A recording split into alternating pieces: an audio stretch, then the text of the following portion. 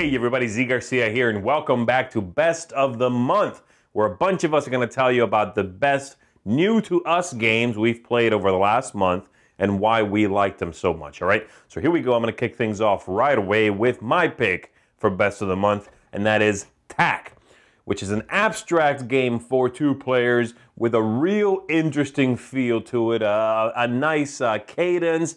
It gets to moves where you have to be really careful very early in the game, so there's not a lot of ramping up. You very quickly need to be watching out for possible moves where your opponent can win by connecting two opposite sides of the board. And that's it. That's what's going on. But the game has a lot going on. There is stacking of pieces. There is sort of cascading moves across the board that you need to watch out for. It's interesting. It's quick. It's very fluid. It's got a nice game length to it. Components are also very nice. The wooden pieces are well done. The board is nice and interesting. I like this side myself particularly, but you can play on this side as well, which gives you different board sizes. And so the simpler the game, the smaller, the smaller you make the board, the simpler the game's going to be. So you can play a 3x3, 4x4, 5x5, 6x6. Like I said, that's my favorite kind there. But lots here to explore. I think this is one that's going to continue giving back. It's a very rewarding game. And so that's going to be my pick for Best of the Month. Thank you. Let's check out everybody else's picks. Hi, this is Ambi from Board Game Blitz, and my favorite new-to-me game of March was New York Slice. New York Slice is a re-implementation of Piece of Cake, which has the I cut, you choose mechanism. And in New York Slice, you're slicing pizza to get different points for different slices of pizza. But the person who slices the pizza doesn't get to choose until the end, so you get the last section. So you want to slice it so that all the sections are equal. So it's really interesting trying to slice the pizza to get equal sections and also trying to choose which slice is best for you for scoring. And another thing I really like about it is the presentation. The pieces all look like pizza. The box looks like a pizza box. The instructions look like a menu. And the scoring pad looks like a receipt paper. So the presentation of the whole thing is really cool. And that's why New York Slice was my favorite new game in March. Hi guys, welcome back to another month of great games. This month my favorite game, Arkham Horror, the card game. Imagine this, you are an investigator in your study figuring out what strange things are happening all around Arkham. And then suddenly the door to your study vanishes. You have no way out. Your investigation and the game begins. Arkham Horror, the card game, is a deck builder, and that means you choose one of 5 different investigators and you build a deck around that investigator. Would you like to be someone who's good with weapons? Then you play with Roland Banks. Or maybe you want to be the librarian and you've got a whole different array of cards that you can choose from. A great game, my game for March 2017. Arkham Horror, the card game. Hey everyone, it's Tracy, the Gaming Maven here, one of the co-hosts of To Die For games. So my favorite game of the month is Coldwater Crown. It's a Kickstarter that I'm very happy I backed, because even though it's not really a fisherman and I don't like to fish, this has got a really cool mechanic. The disc that you place has a 1 and a 2 on each side, and depending upon what you play out and then what you take back, you get to take 2 actions per turn, and the number will determine which type of actions you take. You'll be fishing for fish, you're going in the Master Angler Challenge. It's a race basically to 12 fish. You're earning trophies along the way for matching fish or different types of fish. And also you score for the different types of areas, shore, river, and lake. So I really enjoy this game. It's got a lot of great mechanics, fantastic art, and I think you'd really like it. Hey folks, welcome back to another Best of the Month.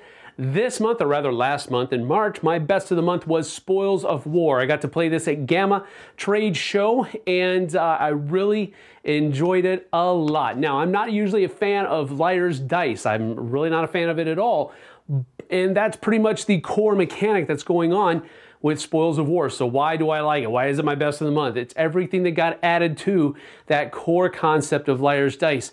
I love the team betting aspect of it. I love the set collection aspect of it, where you're gaining points through collecting these different sets of armors and dice and the artifacts that can give you special abilities during the course of the round. I loved all of that. It really was a great time for me. So That is my best of the month this month.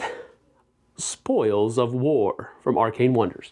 Hey, what's up, Dice Tower? This is Brian Drake. So, still here doing the show tonight in Coronado, California. That's why it looks like this in the background. But favorite game of the month. Favorite game of the month. Game of the month would be Railroad Revolution, hands down by What's Your Game. I did not know how much I was going to like this game. I figured I would like it, but I absolutely love it. I've got a review coming up in this month. You should see that review up on the Dice Tower, but oh my gosh, is this a good game. It uses some unique mechanics, some different things. You know, it's worker placement, railroad theme, all that kind of stuff that you would say, oh, that's probably been done before, but it handles things in a very unique way. For instance, one of my favorite aspects of this is that if you put a meeple on the board, it does a different action based on what color meeple it is, and I just think that's a really cool idea because you put it on your own personal board, and depending on which color meeple it is, it gets a better bonus. Great game by What's Your Game. Make sure to check that out, Railroad Revolution. And this is, again, make sure you check out Brian Drake and the latest retro here on the Dice Tower. We'll see you next time. Hey everyone, my pick of new game to me for the month is First Class by Helmut Oli. This was published by Z-Man Games. If you are familiar with Russian railroads, this should be something of a treat for you because it's kind of similar, but with cards, sort of. So let's talk about it. So in this game, obviously, we're trying to build our rails and take advantage of the action cards in the game to build the longest rails and to try and gain the most points. So what I like about this game is there's a variety of ways to get points, specifically the action cards. So I love the fact that everyone gets a chance to choose from the action cards that are available, and that goes around a few times. Additionally, I love the fact that you can build rails using your cards, the rail cards, and you can actually put out your conductors to gain points. You need to get them out there in order to get those points happening. Additionally, we have game end cards, which obviously you're trying to collect certain cards so you can get the points at the end of the game. I also like the little track at the top with your train where you can get bonuses in addition to money. There are a total of 5 modules in the game, and I'm looking forward to trying all the rest. My best of the month is easy. It's Century Spice Road. Now, Century Spice Road ticks off all the boxes of things you think I would not like about a game. It's changing cubes into other cubes.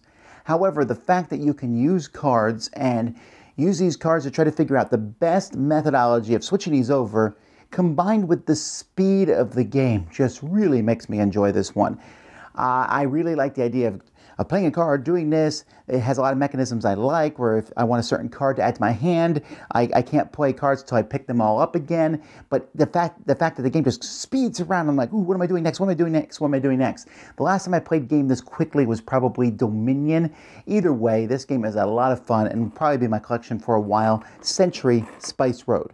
Hey everyone, it's Mark Zielinski, and new to me this month, Rumble in the Dungeon by Z-Man Games. I picked this up at Adepticon 2017 just to kind of round out my order, and great game. It's a filler game. This game is so light. So filler, lunchtime game, or, you know, an introduction to board gaming for those friends of yours that have never played games before. Super simple. On a turn, you either move a pawn, or if there's multiple pawns in one dungeon tile, you kill one. It's great. The pawns score as they're killed in the dungeon. So the first 2 killed are worth 0 points, and then they're worth 1, 2, 3, 4, 5, 6, 7, 8, 9.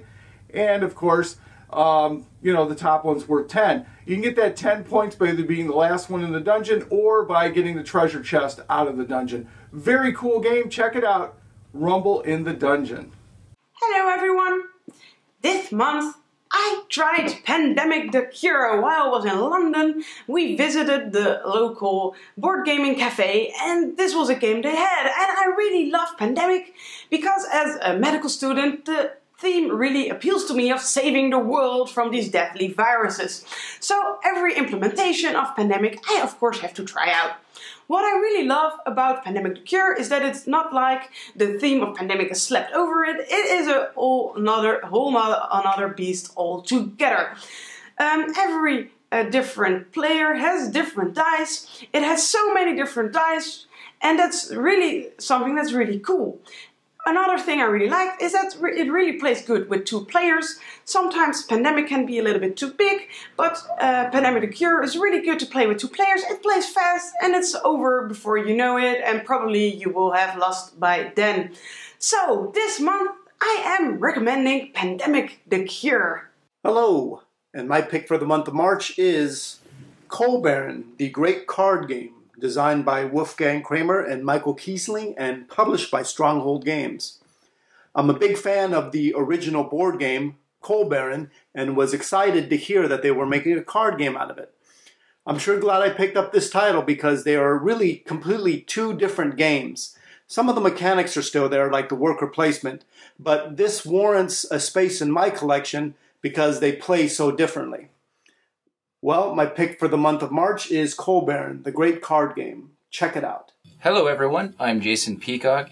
My best of this month has to be the adventure survival game Robinson Crusoe, with the emphasis being on survival.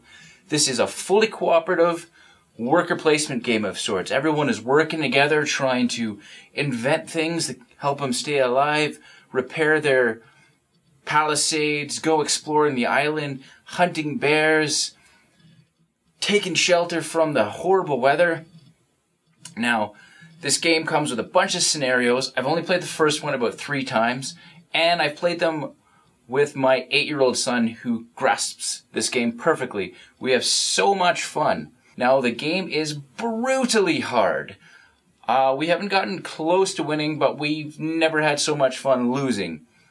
I tweeted out that I was playing Robinson Crusoe, and Ignacy Cevicek, the designer, tweeted back, "How did you die?" Not, "Did you win? How did you die?" Which is a very appropriate question for this game. And I answered, "A brutal snowstorm is how we died." So that's it. Robinson Crusoe, Adventure on the Cursed Island. Wonderfully difficult, cooperative adventure survival game from Portal Games. Thanks, everyone. Hi, everyone. It's the Game Teacher from To Die For Games, and today I'm going to talk to you about my favorite game of the month of March. This is Energy Empire, Manhattan Project Energy Empire, which is from Minion Games. It's a worker placement resource management game themed where there's different nations competing to be become the dominant world power.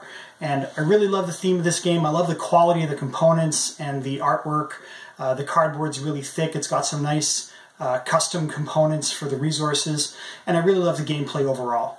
So if you have played the original Manhattan Project, you'll find this familiar. If you haven't, this is still a fun and interesting game, even if you haven't played the original.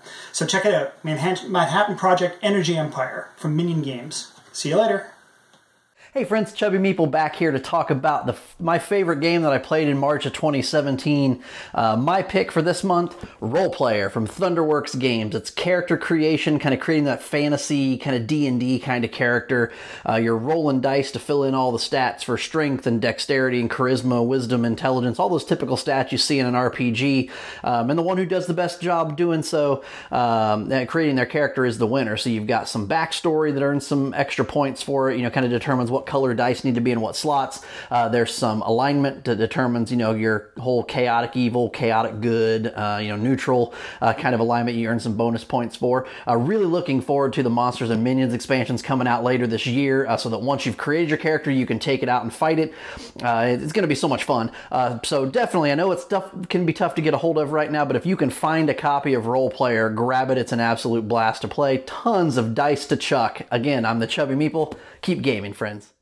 It's Roy Candy from Epic Gaming Night, and my best of the month is Gloomhaven. This box is gigantic, filled with all sorts of fantasy, races, and different scenarios. It's very much like a legacy dungeon crawl game where you get to make different choices that affect your gameplay. You get to upgrade your characters with like little character sheets and add different cards into your deck. The combat in this game is very unique, where you have these cards where you can play the top and bottom part of each card, and you're trying to figure out what to do without running out of cards before the end of the combat.